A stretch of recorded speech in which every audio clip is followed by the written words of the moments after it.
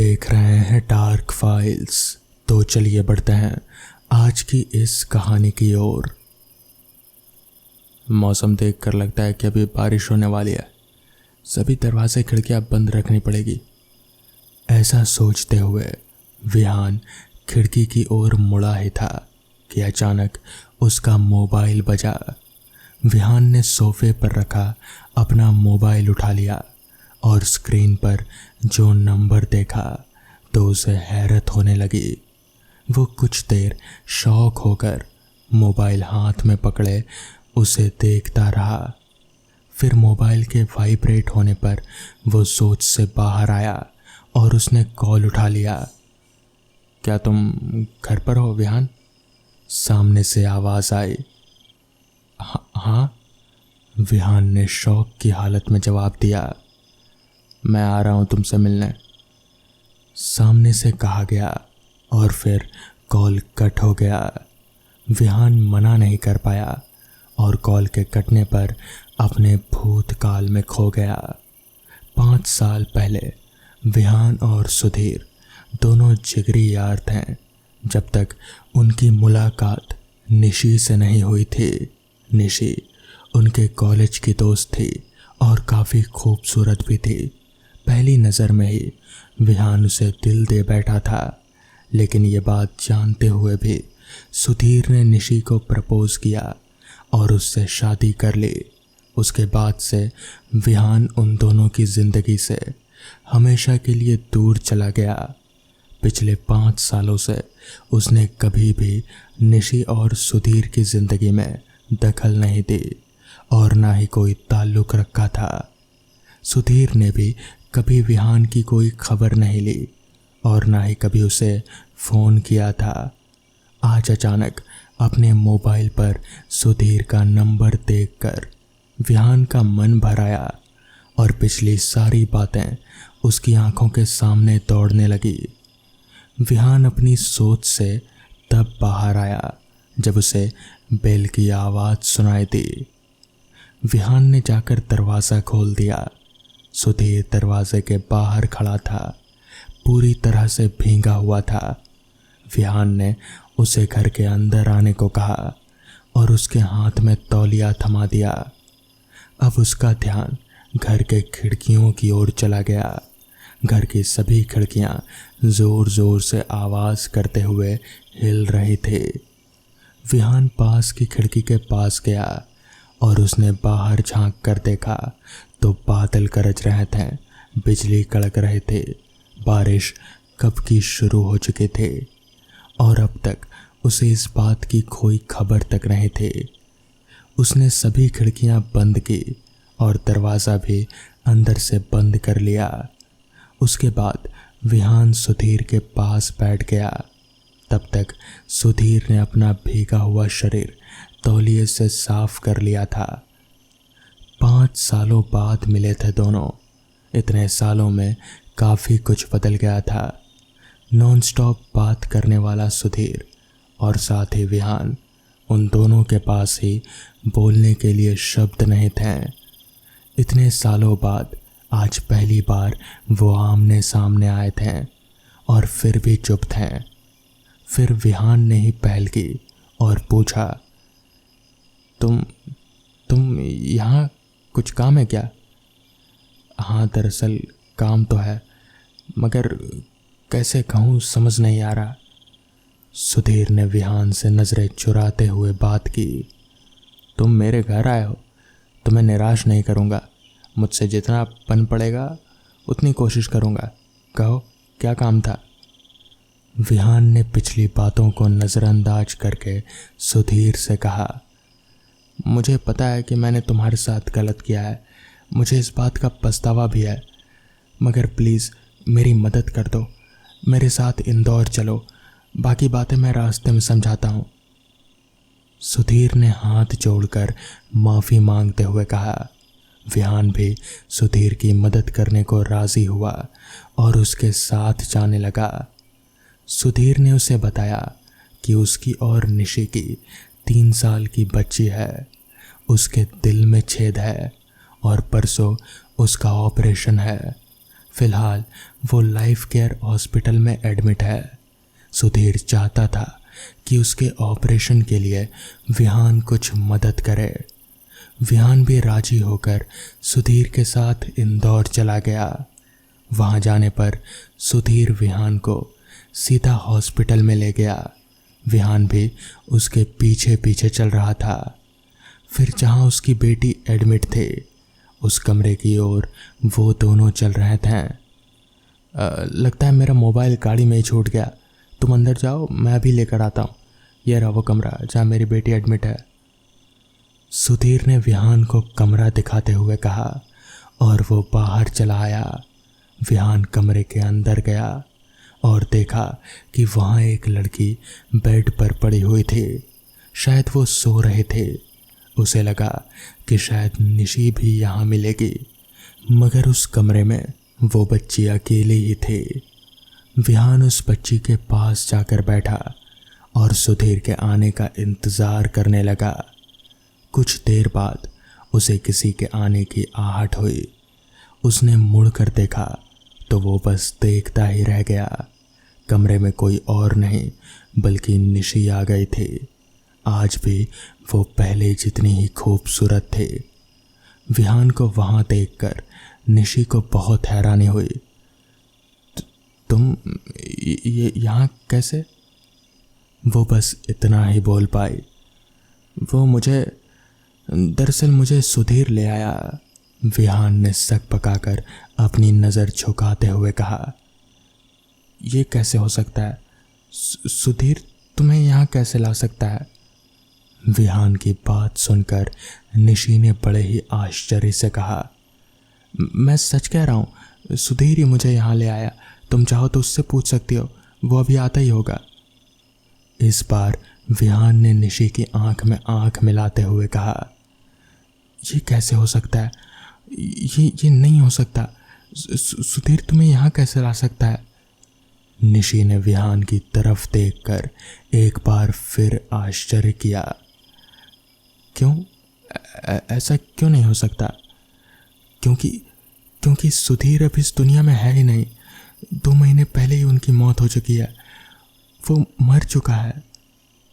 रोते हुए निशी कहने लगी और फिर घुटनों पर बैठ गई। निशी की बात सुनकर विहान के रोंगटे खड़े हो गए। उसने गाड़ी के पास सुधीर को ढूंढने की कोशिश की, मगर सुधीर वहाँ नहीं था। उसके बाद उसने अपने मोबाइल में रिसीव्ड कॉल लिस्ट चेक की ताकि वो निशी की बात उससे करा सके, मगर उसमें भी उसे सुधीर का कहीं कोई नंबर नहीं मिला। सुधीर 2 महीने पहले ही मर चुका था, तो फिर वो कौन था जो विहान को यहाँ ले आया था? तो दोस्तों, ये थी आज की पहली कहानी। तो चलिए बढ़ते हैं आज की दूसरी कहानी की ओर। कभी कभी जाने अनजाने में हम कुछ ऐसी गलतियां कर डालते हैं जिनका असर हम पर बहुत बुरी तरह होता है। ऐसा ही कुछ हुआ उन 5 दोस्तों के साथ। बाहर बारिश रुकने का नाम नहीं ले रहे थे। बिजली भी गुल थी कि अचानक दरवाजे पर किसी ने दस्तक दी। गगन, जो कि गहरी नींद में सोया था, अचानक उठकर बैठ गया। तब उसने घड़ी की ओर देखा तो रात के 2 बज रहे थे। अब दरवाजे की दस्तक और आवाज़ दोनों ही बहुत तेज होने लगे थे। गगन थोड़ा डर गया, लेकिन उसने अपना साहस बांधा और अपने बिस्तर से उतरकर दरवाजे की ओर मुड़ गया। वो जैसे ही दरवाजे को खोलने लगा, अचानक दस्तक होना बंद हो गई। उसने फिर भी दरवाज़ा खोला, पर घने अंधेरे के सिवा उसको और कुछ भी दिखाई नहीं पड़ा। लगातार बारिश हो रहे थे, तो गगन को लगा कि शायद कोई मुसाफिर होगा। रात को ठहरने के लिए ठिकाना चाहिए होगा। मेरे देर से दरवाज़ा खोलने के चलते वो चला गया होगा। फिर वो अपने कमरे की ओर बढ़ा और बिस्तर पर जाकर सोने लग गया। अगली सुबह वो अपनी माँ की बड़बड़ाहट सुनकर उठा। वो चाय का कप लेकर उसके पास खड़े थे। उठ गगन, समय देखा है तुमने? ऑफिस नहीं जाना क्या? कब से उठा रही हूँ, उठ अब और चाय पी, नहा धो ले। गगन उठा तो समय देखकर हैरान था। सुबह के 9 बज रहे थे। वो आज काफी देर तक सोया रहा। आज तक इससे पहले वो इतनी देरी तक कभी नहीं सोया था, लेकिन आज अचानक कैसे? ये सब वो सोच ही रहा था, तभी उसका मोबाइल बजा। कॉल उसके ऑफिस से आ रहा था। वो बात करके कुछ डरा और फिर कुछ दुखी सा हो गया। उसे जल्दी से ऑफिस पहुंचने के लिए कहा गया। वो नहा धोकर निकलने लग गया। तभी उसकी माँ ने कहा, बेटा नाश्ता तो करता जा। गगन थोड़ा डरा हुआ और जल्दी में था। उसने कहा, माँ ऑफिस में कुछ खा लूँगा। उसकी माँ भी हैरान थे, क्योंकि गगन कभी भी नाश्ता किए बिना घर से नहीं निकलता था। ये अब उसकी आदत बन चुकी थी। खैर, गगन ने अपनी कार स्टार्ट की और ऑफिस की ओर चल दिया। ऑफिस पहुंचते ही उसे उसका दोस्त रेहान मिला।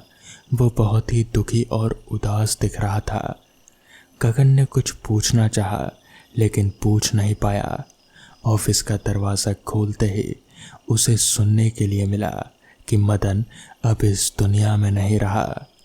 वो हैरान हो गया। ऑफिस में तो जैसे मातम सा छा गया। रेहान, ये सब कैसे हुआ? गगन ने पूछा। पता नहीं यार, कुछ समझ नहीं आ रहा कि माजरा क्या है। मदन तो ठीक था, उसे तो कुछ भी नहीं हुआ था, ना ही कोई ऐसी बीमारी थी और ना ही कुछ और। तो फिर ये सब कैसे हुआ? तो रेहान के पीछे से आते हुए कौशल ने कहा, मैंने सुना है कि ये सब एक चुड़ैल का किया धरा है। तभी रेहान और गगन उसकी बातों पर हंसने लगे और बोलने लगे, ये चुड़ैल भूत प्रेत कुछ नहीं होता। लेकिन कौशल उनको समझाने लगा कि ये सब उसी का करा धरा है, लेकिन रेहान और गगन उसकी बातों को मान ही नहीं रहे थे। तभी गगन ने पूछा, सयन कहीं दिखाई नहीं दे रहा?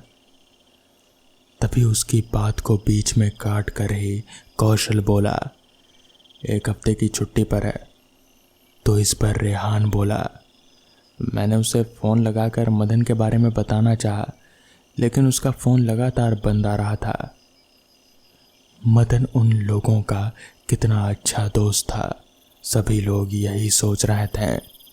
रेहान, कौशल, मदन, सयन और गगन 5 एक ही कॉलेज में पढ़ते थे। मदन नहीं रहा। ये सब सुनकर उनके पैरों के नीचे की जैसे ज़मीन ही खिसक गई। 5 में कितना प्रेम था, इसलिए कॉलेज के बाद 5 ने एक ही कंपनी में नौकरी की, लेकिन आज वो 4 ही रह गए थे।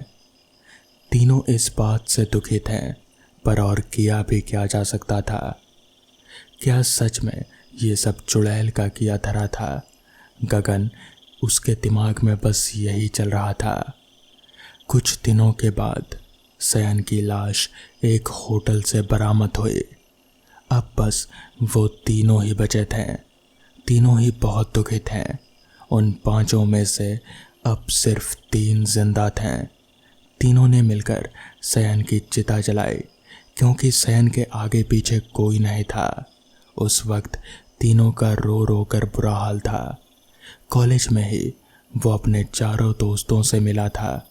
बचपन में ही भगवान ने उसके माता पिता को उससे छीन लिया था। अनाथ आश्रम में पला बड़ा। खुद के खर्च के लिए रोज सुबह लोगों के घर अखबार डालने जाया करता। हमेशा क्लास में अच्छे नंबर से पास होता। फिर उसे बहुत मशक्क़त के बाद इस कॉलेज में एडमिशन मिला था। फिर वहीं से उन 5 की दोस्ती शुरू हुई, लेकिन उन 5 में बस अब 3 ही बचे थे। गगन उन 5 में सबसे होशियार था और हिम्मती भी था। उसने ठान लिया कि उसके दोनों दोस्तों के साथ क्या हुआ, इस बात का पता वो लगा कर ही रहेगा। उसे अब चिंता हो रहे थे। वो इस बात की तह तक कैसे जाए, वो बस यही सोच रहा था। वो तीनों शमशान से वापस आकर अपने अपने घरों की ओर चल दिए। गगन ने कौशल और रेहान को चौकन्ना रहने की हिदायत दी और घर आ गया। घर आते ही वो अपनी माँ के गले लगकर रोने लग गया। माँ ने उसको सहलाया और चुप कराने की कोशिश करी, मगर गगन जैसे टूट सा गया था। उधर कौशल और रेहान का भी यही हाल था। दोनों के परिवार वाले उन दोनों का साहस बढ़ा रहे थे। शाम से रात हुआ आई थी। रेहान सोया था। अचानक वो उठकर बैठ गया। पसीने से थर थर कांप रहा था। इतना भयानक सपना उसने आज तक नहीं देखा था। उसने देखा कि कौशल जंगलों में पागलों की तरह दौड़ रहा है और बचाओ बचाओ चिल्लाए जा रहा है, और एक भयानक चुड़ैल उसके पीछे थी। खुले बाल, लंबे नाखून, कपड़े खून से सने हुए, और वो जोर जोर से हंसे जा रहे थे और ये कहे जा रहे थे कि किसी को भी नहीं छोड़ेगी। बार बार बस यही चिल्लाए जा रहे थे। उसने कौशल को उठाया और उसे गले से पकड़ लिया। उसके नाखून कौशल के गले में धंस गए। खून के फव्वारे बह निकले। कौशल के प्राण उसकी आंखों में अटक गए और उसने कौशल की गर्दन उसके धड़ से अलग कर दी। बहुत ही भयानक नज़ारा था वो। यही सब देखकर रेहान की नींद खुल गई। उसने वक्त देखा तो रात के 2 बज रहे थे। वो इस सपने को देखकर बहुत ज़्यादा डर गया था। उसने झट से कौशल को फ़ोन किया तो फ़ोन लगातार बंद आ रहा था। उसने गगन को फ़ोन किया तो उसका फ़ोन भी बंद आ रहा था। उसने कितनी बार ही फ़ोन किया, लेकिन सिर्फ निराशा ही हाथ लगी। तो उसने सोचा क्यों ना एक बार कौशल के घर हो आए। उसने अपनी कार की चाबी उठाई और चल पड़ा। अभी वो घर के दरवाजे पर ही था कि तभी उसकी माँ ने उसे आवाज़ दी, रेहान बेटा कहाँ जा रहे हो इतनी रात को? वो पलटा और अपनी माँ के पास आया। वो अब भी थर थर काँप रहा था। उसे देख उसकी माँ उसके पास आई, उसे बैठाया और पानी पीने के लिए दिया। रेहान ने पानी पिया। तब उसकी माँ ने उससे पूछा कि वो इतनी रात को कहाँ जा रहा था। वो कुछ नहीं बोला, बस ज़ोर ज़ोर से रोने लगा और कहने लगा कि उसे जाना ही होगा। जिसके बाद वो अपने घर से बाहर निकला और कार लेकर कौशल के घर की तरफ बढ़ने लगा। अभी वो रास्ते में ही था कि तभी अचानक उसे महसूस हुआ कि जैसे वो कार में अकेला नहीं है, बल्कि कार के पीछे वाली सीट पर भी कोई बैठा हुआ है। मगर ये कैसे हो सकता है? वो तो अपने घर से अकेला ही निकला था। मगर उसे पीछे कोई भी दिखाई नहीं पड़ रहा था। उसने पीछे मुड़कर भी देखा, मगर वहाँ पर कोई नहीं था। तभी अचानक से पीछे से एक बहुत ही भयानक सा दिखने वाला हाथ रेहान के गले तक पहुँचा। उस हाथ की बड़ी बड़ी नाखूनें रेहान को कुछ याद दिला रहे थे। वो नाखूनें ठीक वैसी ही थी जैसा कि उसने अपने सपने में देखा था। तभी वो सभी नाखूनें एकदम से रेहान के गले में धंस गए और रेहान के गले से खून के फव्वारे बह निकले और फिर उसकी गाड़ी का एक्सीडेंट हो गया। अगली सुबह गगन को खबर मिली कि रेहान एक्सीडेंट में मारा गया। अब तो गगन और कौशल को पूरा यकीन हो गया कि दाल में कुछ तो काला ज़रूर है, मगर क्या, ये तो बस एक ही इंसान बता सकता था, वही जिसने इससे पहले भी कई लोगों की मदद की थी, और वो थे बाबा हरिनाथ। जिसके बाद गगन और कौशल दोनों बाबा के पास पहुँचे। बाबा को पूरी बात बताई, जिसके बाद बाबा ने अपनी आंखें मूंदी और फिर कुछ मंत्रों का जाप करने लगे। पूरा जाप करने के बाद बाबा ने अपनी आंखें खोली और फिर बोलना शुरू किया। आज से करीब 3 हफ्ते पहले तुम 5 दोस्त कहीं घूमने गए थे। इस पर कौशल ने अपना सिर हाँ में हिलाया, जिसके बाद बाबा ने बोलना जारी रखा। वहाँ पर घूमते घूमते जंगल में तुम 5 दोस्तों ने एक बहुत बड़ी गलती कर दी थी। वहाँ पर एक कलश रखा हुआ था। तुम 5 ने पहले तो उस पर पेशाब किया और फिर उसे पत्थर से मारकर फोड़ दिया। क्या ऐसा कुछ किया था तुम लोगों ने? गगन और कौशल ने अपना सिर नीचे किया और फिर सिर हाँ में हिलाया, जिसके बाद बाबा ने कहा, बस यही गलती तुम लोगों को भारी पड़ गई, क्योंकि उस कलश में एक बहुत ही भयानक चुड़ैल कैद थी, जिसको तुम लोगों ने ना सिर्फ गुस्सा किया बल्कि तुम लोगों ने उसे आज़ाद भी कर दिया। वो इतनी भयानक है कि तुम 5 को मार कर ही दम लेगी। जिसके बाद कौशल और गगन ने कहा, तो फिर बाबा हमें क्या करना चाहिए? जिस पर बाबा ने अपनी पोटली में से उन लोगों को 2 ताबीज़ें निकाल कर दी और फिर कहा, इसे अपने पास ही रखना, कभी भी अलग मत करना। हो सके तो हाथ पर या फिर गले पर पहन लो। अगर ये तुम्हारे पास रही तो फिर वो चुड़ैल तुम्हें कुछ नहीं कर पाएगी। जिसके बाद उन लोगों ने वो ताबीज़ ली और फिर वहाँ से अपने घर आ गए। उस दिन के बाद से उन दोनों दोस्तों को फिर कुछ भी नुकसान नहीं पहुंचा, लेकिन एक गलती के चलते उनके 3 दोस्त मारे गए। इस बात का पछतावा उन्हें आज तक है। तो दोस्तों, ये थी आज की कहानी। अगर आपको ये कहानियाँ पसंद आई हों तो वीडियो को लाइक और चैनल को सब्सक्राइब करना ना भूलें। तो मैं आपका दोस्त आर्यन जल्द ही मिलूँगा आपसे ऐसी ही नई कहानियों के साथ। तब तक के लिए अपना ख्याल रखें।